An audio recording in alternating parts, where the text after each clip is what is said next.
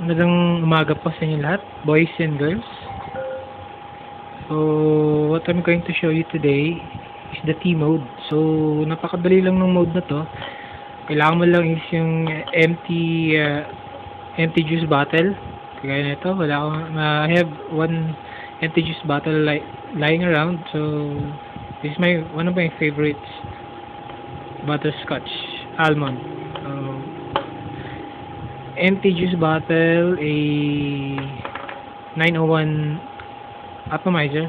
So ito ay 501. So inano ko lang na kunwari is 901 to para just to show you how it is done.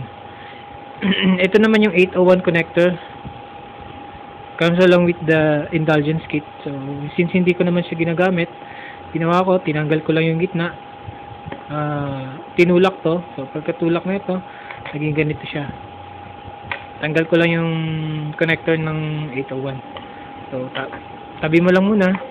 And this is the syringe rubber. So gawin mo lang, kung halimbawa ito yung 901 atomizer, pasok mo lang siya ng ganyan. So magiging ganun yung itsura niya.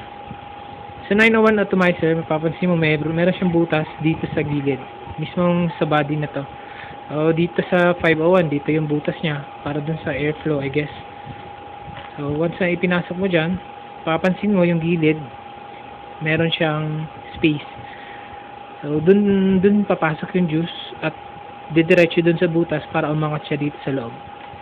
So after mo magawa yan, masil mo, nakagaya na ito. Try mo lang kung wala siyang leak dito sa baba. Otherwise, tatagas yung juice mo pag nilagay mo na siya ng juice yung container. So, tabi muna natin saglit. So, after mong maputol to, bubutasan mo naman dito sa gilid. So, magiging ganito yung itsura niya. So, ayan. So, medyo rough yung edges dito kasi tayo magkakabit ng silicone. Silicone ang ginagamit natin since silicone is a good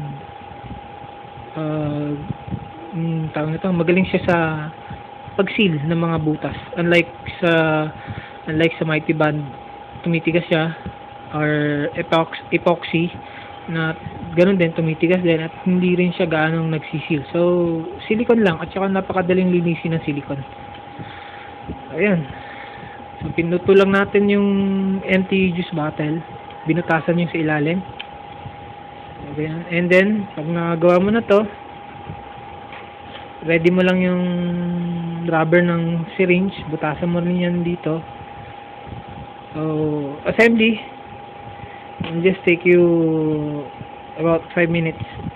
So, once na butasan siya, lagay mo lang siya ng ganon. So, bago mo siya ilalagay, lagyan mo muna ng silicone to, para palibutan mo ng silicone.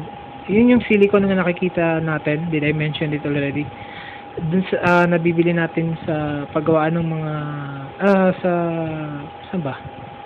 Sa hardware. Yun yung ginagamit sa bintana, pang-seal sa gilid ng salamin.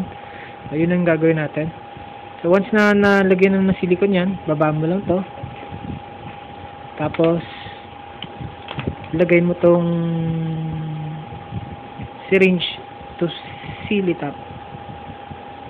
Once na ma-seal to, lagyan mo muna ng juice bago mo i-seal. Check it kung meron siyang leakage, and then lagay mo na yung paborito mong dip tip. So ganyan lang, napakadali lang gawin. Tapos may modification kang gagawin dun sa 901 connector. So, pansin mo, ito yung 901 connector, medyo angat siya sa gitna. This is the positive side. Inukaan siya dito gamit yung lagaring bakal just to make sure na merong enough airflow dun sa atomizer mo. Otherwise, papasok dun sa atomizer is juice lang, walang hangin. So, may inom mo yung juice. So, makikita mo dito, parang meron tayong konting uka kasi ginawa ni Wilson is pinukpok to ng konti, pinaangat ng kagaya nito about 1 mm siguro, hindi masyadong angat, tamang-tama lang, and nilagirian yung gitna. Yun lang yung kailangan mong modification. So, once na may kabit mo to, syempre, kakabit mo na yung 901 mo. T-mode. So, ganyan. Pasensya na. At iisa lang yung daliri ko. Phone cam yung gamit ko. Yay. Teka ha. O, basta. Ano? Once na may kabit na ng ganun yan, lagay mo na sa body ng indulgence. That's just it. So, kailangan mo lang i-overcome dito, mga Repa Pips, is yung issues involved. Kasi usually, ang numero uno mong problema dito is yung leakage.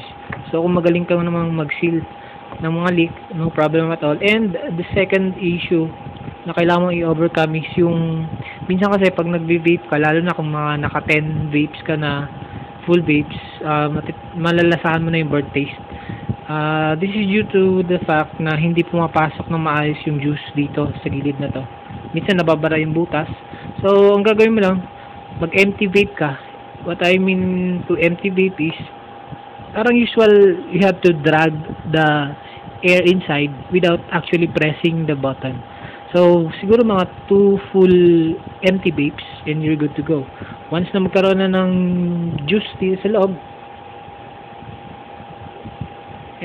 you're good to go.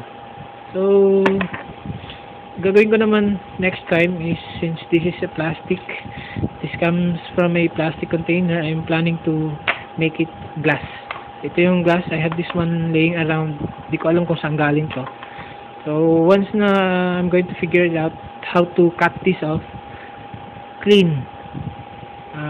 Naalala ko sa chemistry laboratory namin kung paano gawin yon. Pag naputol ko na to, ito na yung gagamitin ko instead of the plastic. Mas malinis siyang tingnan. Problem ko lang kung paano bubutas ito. At saka mukha siya mas madali i-seal dito sa gilid. See? So, yun lang. You can try this at home. Kung meron kayong mga juice na hindi nyo medyo type yung lasa, na nababakante lang, yun lang muna pagtripan yung ilagay. And then once na you get the hang of it, na perfect mo yung T-mode, tsaka mo nalagyan ng paborito mong juice para hindi sayang. So, for this project, binigay sa akin ni Wilson to, yung almond free. So, yun ang ginamit namin para dun sa mode na to.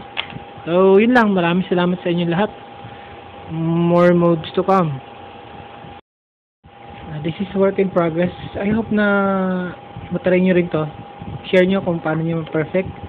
Share nyo rin kung paano nyo overcome yung mga yung mga problema na ma-encounter nyo. Para sa atin lahat to. Next project is this. Sana matapos namin kagad. This is the double barrel indulgence mode. So, just to give you an overview, dito pa rin ipipress. So, I'm just going to make connection. Dito yung dalawang ganyan siya. Dalawang tawag nito, atomizer, para maging double barrel siya. So, ito na yung antay natin sa susunod. Maraming salamat ulit sa inyo.